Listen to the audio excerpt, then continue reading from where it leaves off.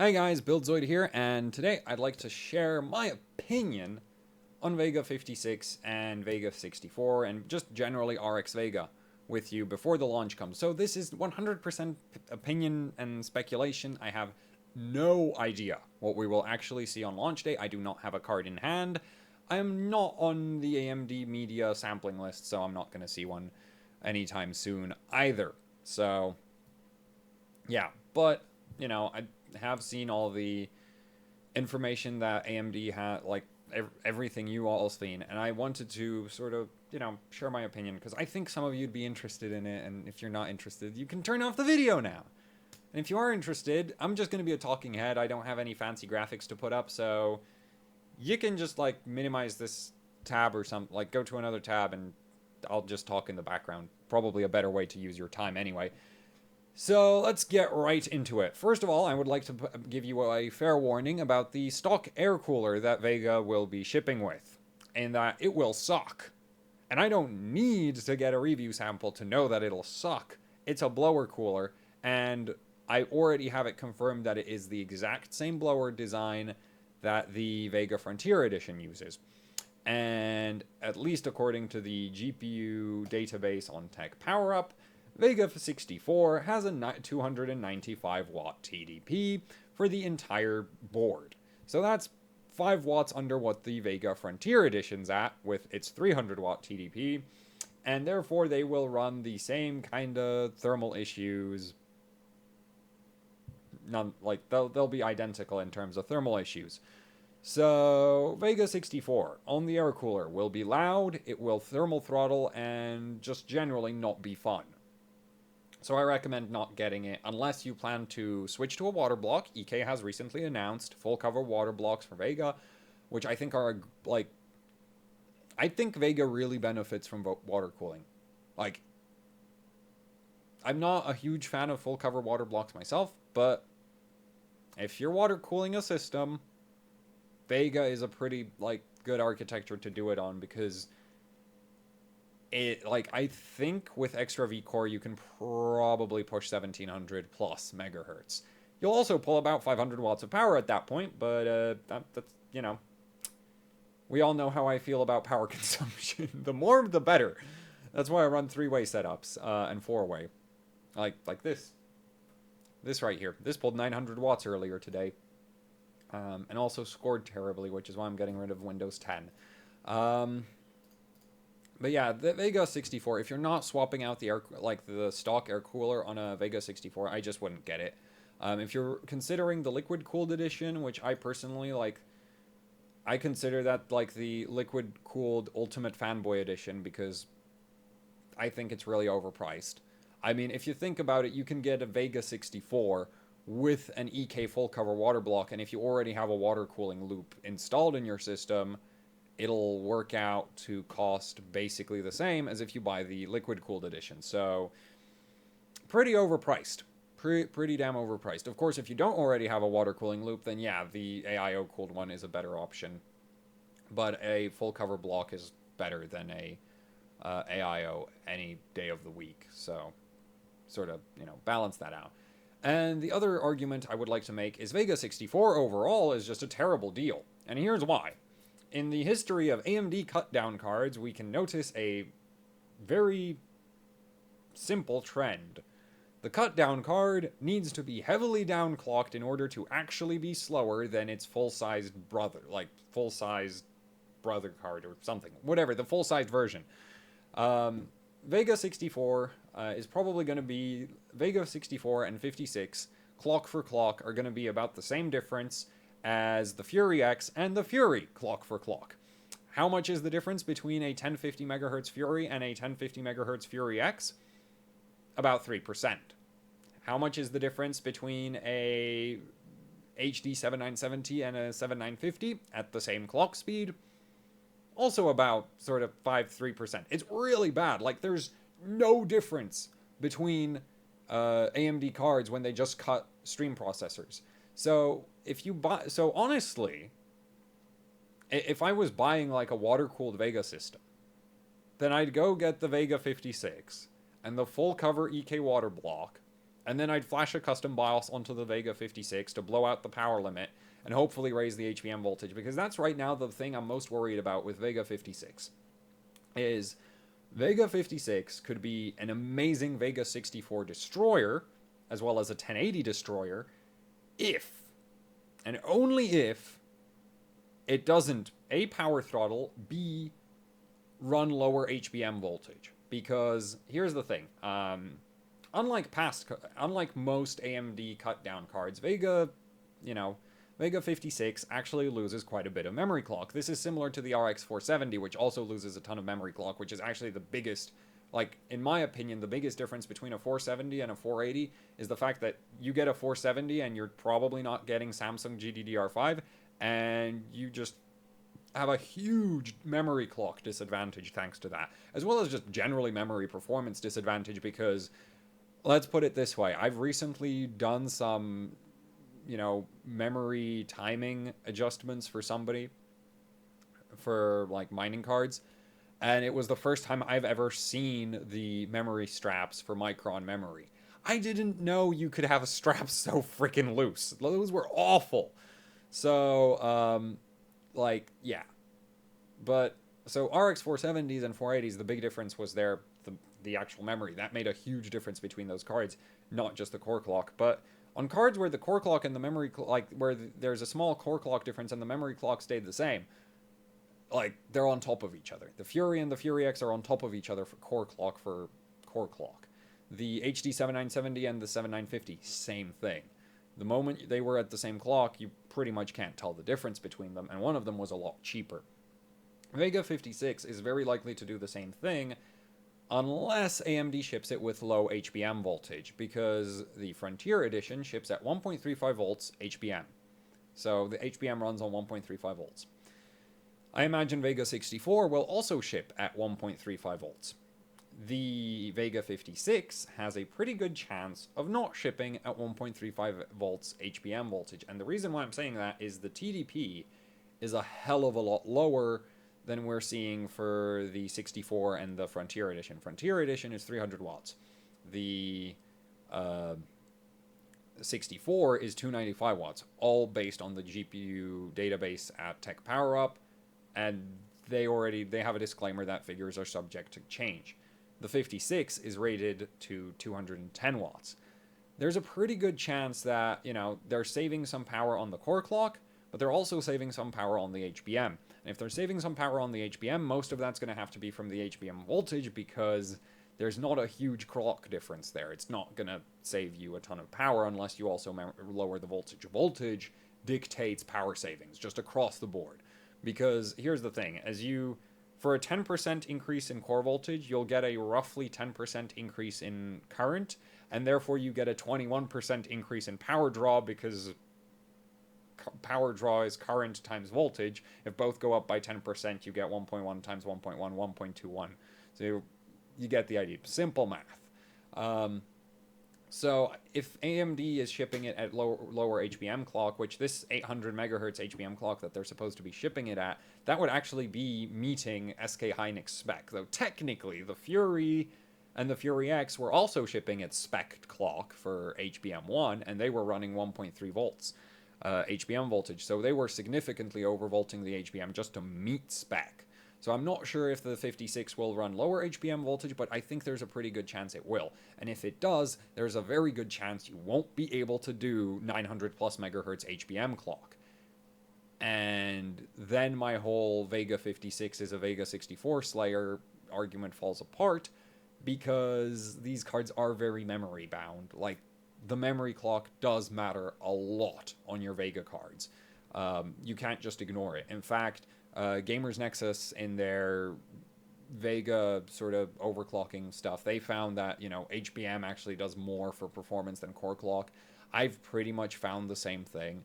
The HBM is just hugely important for performance. So this 150 megahertz memory clock reduction that the 56 has over the 64 is very concerning if you don't have the memory voltage to go back up to full speed. It's technically not in HBM2 spec yet either.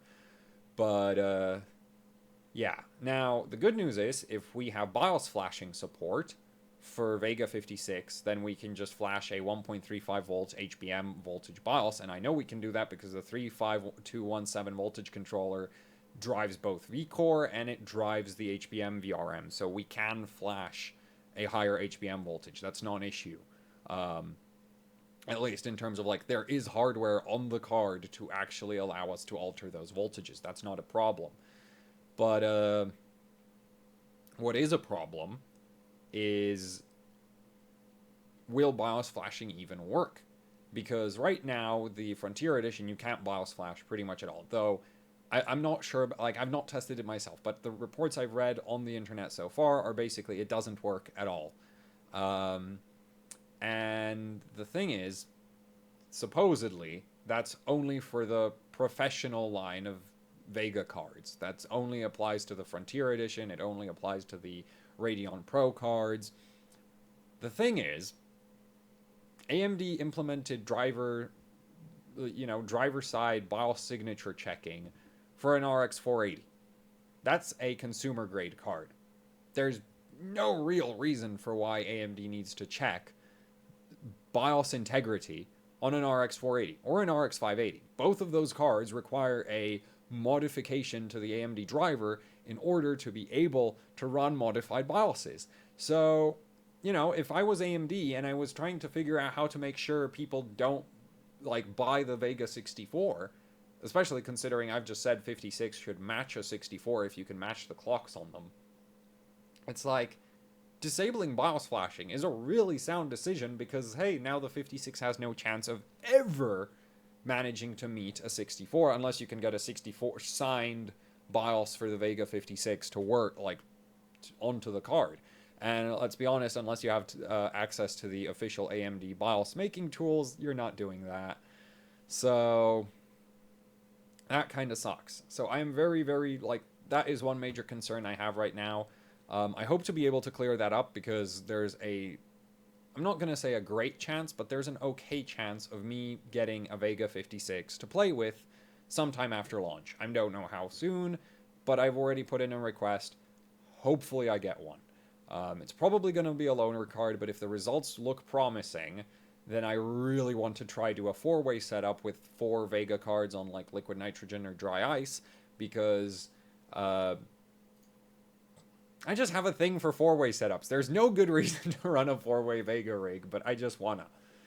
So, yeah. I'm really interested in the Vega 56 because there is a really good chance that this card will be within single-digit percentages of the Vega 64 if you overclock it a little bit. And I really, like, I wouldn't even consider, like, overclocking it. Just get it to the next spec, because the thing is, this is ultimately Vega 64 silicon.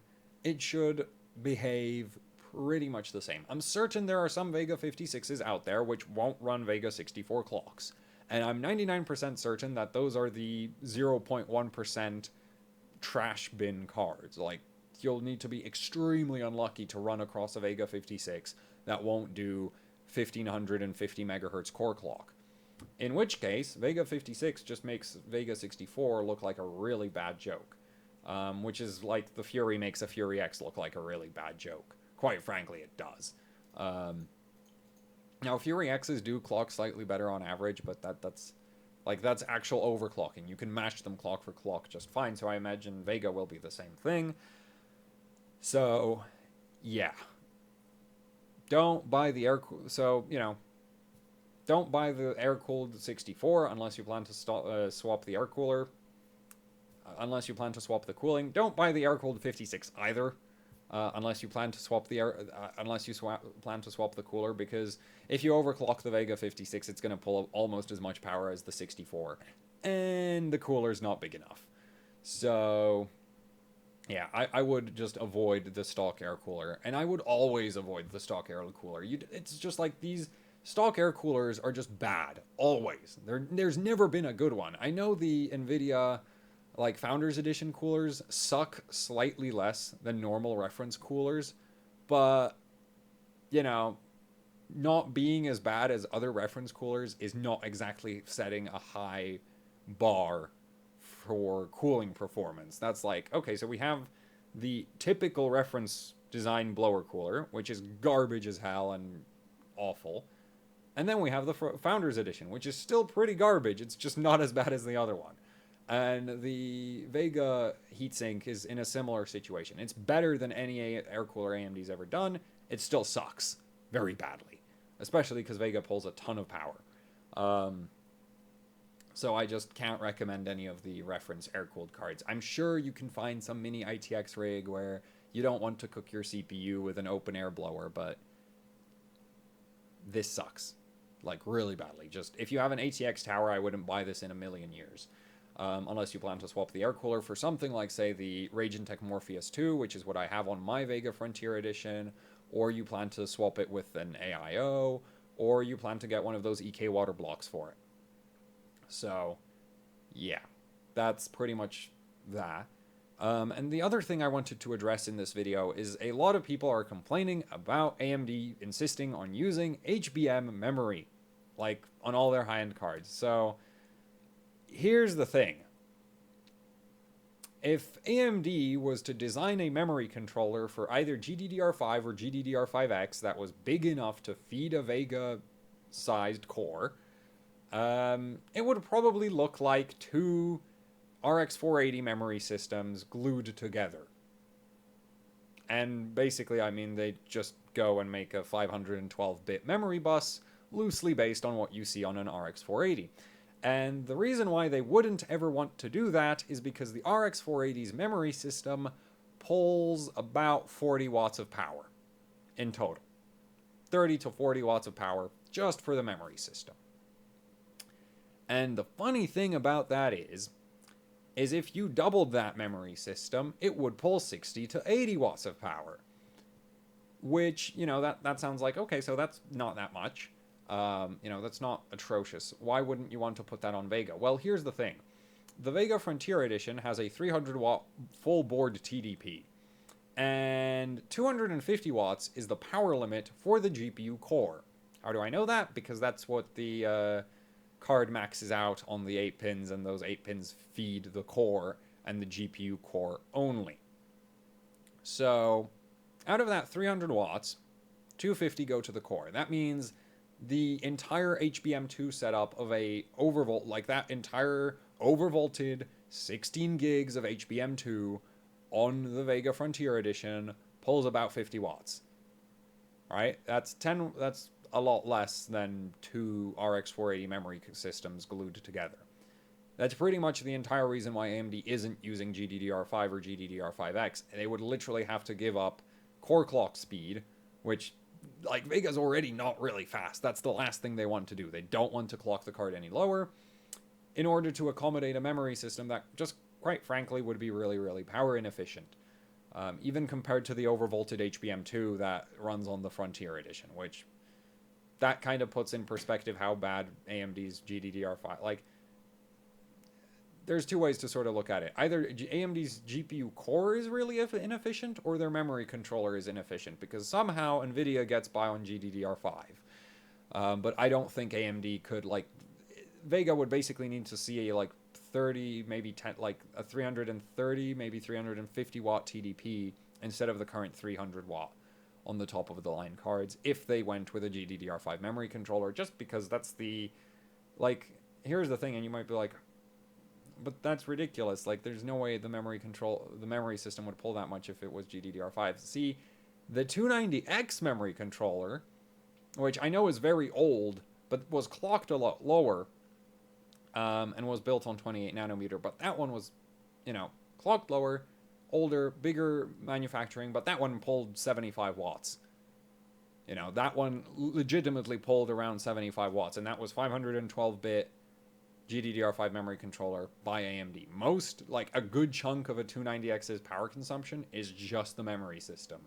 So, you know, putting a similar sized memory system onto Vega would be a very, like, well, similarly power-hungry memory system onto Vega would be a huge problem for core clock, because you'd basically just have to clock the core down.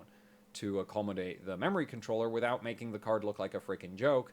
Because here's the thing, the 300 watt TDP is sort of a magic breaking point in my opinion, because the power hungriest card ever, the GTX 480, which quite frankly I think is less power hungry than Vega, once you let Vega stretch its wings, the GTX 480 pulls 300 watts. That's its TDP. Vega has the same TDP. If that TDP was any higher, it would become the new hottest card of the century. Quite literally, there's not another card that has a higher TDP than the 480 other than dual GPU cards, and those don't really fall in the same category.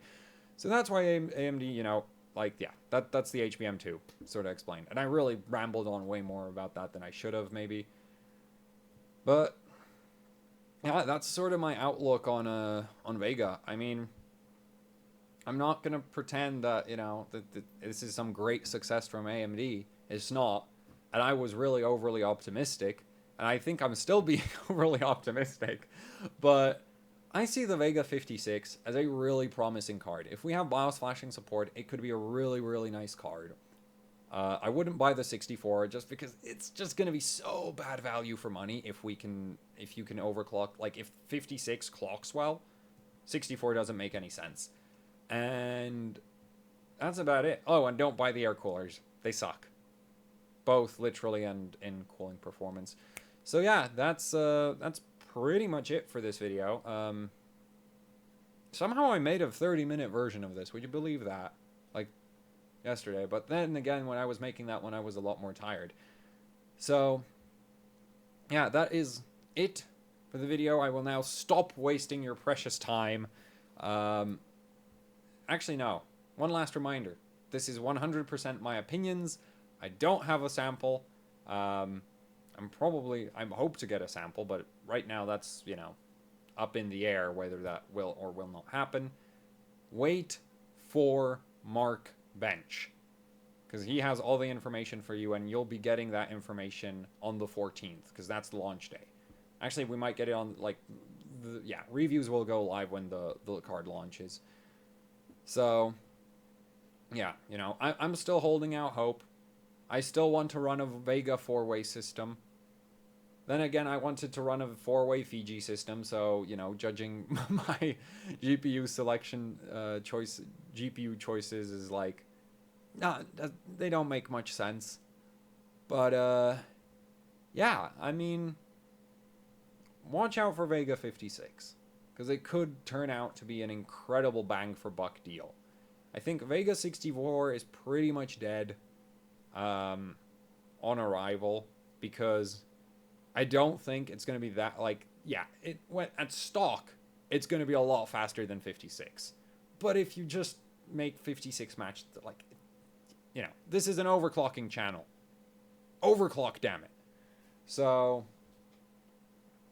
yeah, that's my verdict. Watch out for 56.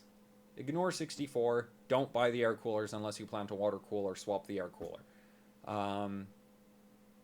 I'm really wasting your time, aren't I, now? Let's wrap this up. I'm so bad at wrap-ups. I'm not trying to be cringeworthy here. I'm just really bad at this. Sorry. But yeah, so that's it for the video. Leave any comments, questions, or complaints down in the comments, complaints, and questions section below. There's a like button, you can hit that. There's a dislike button, you can hit that. There is a subscribe button. You should definitely hit that if you actually want to see me cover Vega 56, if I get one, right? You don't want to miss that. I guarantee you do not want to miss that, because I will try very hard to prove everything I've said here. So you should definitely subscribe. If you would like to help support what I do here with actually hardcore overclocking, I have a Patreon, a PayPal, there's shirts. What else is there? There's the AHOC Junkyard, which you should definitely watch, because I will be putting some very interesting hardware up on the Junkyard pretty soon. There might be a pretty awful GTX 1070 going up there. Hint, hint. So, yeah, that's it for this video. Thank you for watching, and see you next time. Or never again, because I wasted all of your, wasted your time here. Goodbye.